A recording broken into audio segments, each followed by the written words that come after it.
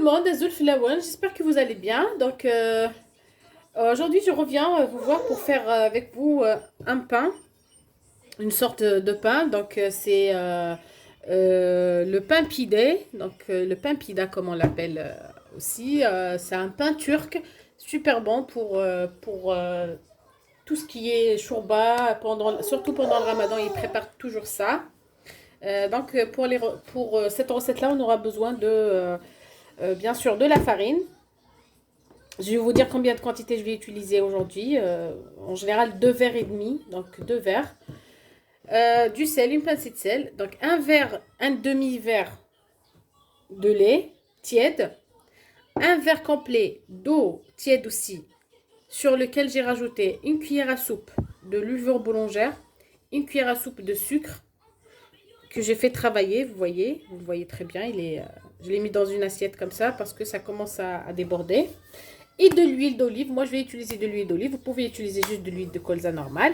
Donc voilà, on va passer à notre recette. Je commence par la levure. Donc le verre d'eau.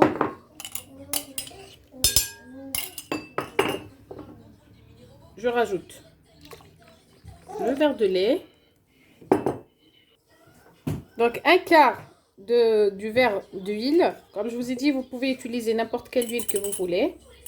Moi j'ai utilisé l'huile d'olive aujourd'hui. Je préfère le goût. Donc je mélange très bien.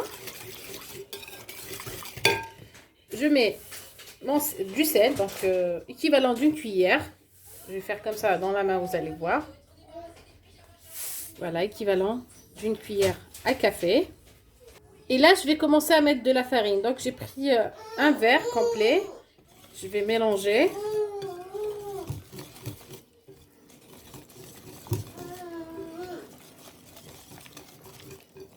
Je mélange avec le fouet.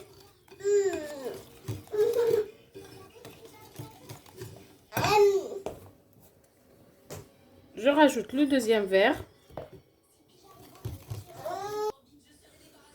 Donc là, je commence à travailler avec la main. J'ai rajouté un demi-verre de farine. C'est sûr, je vais rajouter encore. Mais ma pâte, je n'ai pas envie qu'elle soit ma pâte sur le plan de travail. Donc j'ai mis un peu d'huile dans mon saladier. Et sur ma pâte, je l'ai ramassée. Je ne l'ai pas pétrie. Vraiment, je l'ai ramassée seulement. Et là, je la laisse, je la couvre et je la laisse se reposer 40 minutes. Je la prépare le matin. Le temps que je fais tout mon ménage et je prépare tout ce que j'ai à faire. Je reviens pour la faire cuire et elle est prête, magnifique pour ce froid avec des soupes, avec tout ce que vous voulez. Donc, je la couvre et je la laisse se reposer et je reviens vous voir tout à l'heure. Et voilà notre pâte. Vous voyez comment elle a doublé. Elle est magnifique. Donc, je l'enlève.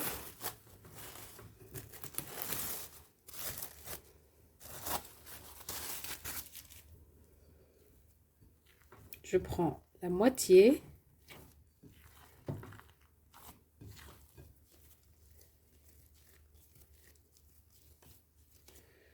Un peu plus. Sur lequel j'ai mis de papier sulfurisé. J'ai mis un peu d'huile pour faciliter juste le façonnage. Et je vais la travailler. Et je tire. Parce que je vais la laisser encore se reposer quelques minutes. Donc là, je ne vais pas la laisser très grosse. Elle va gonfler encore. Vous faites rond, carré, ovale. Moi, je vais faire ovale.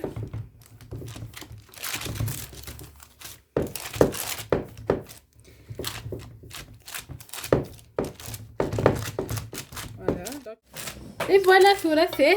Nous la pâte, elle est très légère. Donc, ramassez-ni ou ramassez-ni ou carré ovale. Regarde un jaune d'œuf avec un peu de lait. Je vais mettre le tapakia. Donc, je mets juste mes doigts et je travaille ma pâte comme ça.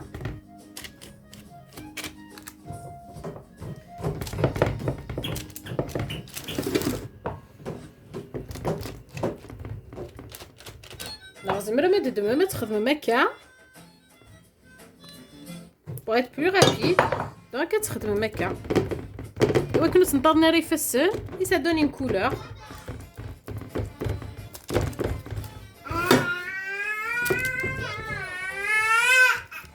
Voilà, Kagir.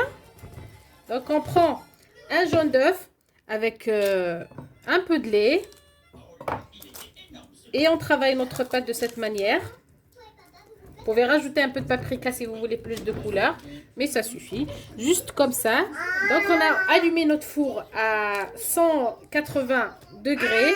Je laisse cuire une dizaine de minutes à 15 minutes jusqu'à obtention de la couleur. Et qu'il soit bien cuit. Et on l'enlève. Donc, le deuxième, c'est pareil. Je fais la même chose. Je mets dessus. Et... Oui, c'est bien ça. Non, pas du tout. C'est notre premier rendez-vous. On s'est rencontrés il y a 5 minutes. Ah oui, vous avez une réservation? Ah oui, c'est au nom de Roméo McFlurry. Voilà. Dans cette étape-là, vous pouvez rajouter du nigel, des graines de nigel, non, des sésames, c'est comme vous voulez. Moi, je ne vais pas rajouter. Les nigel, j'en ai pas. Et les grains de sésame, ça ne me plaît pas. Donc, je vais les faire juste comme ça, nature. Je vais les mettre au four. Et après la cuisson, je vous montre, Inch'Allah, le résultat. Donc, le voilà le pain qu'on avait préparé, le pain pida. Je l'ai découpé. Vous voyez comment il est léger. Il est tellement léger. Moelleux. Je l'ai découpé donc comme ça.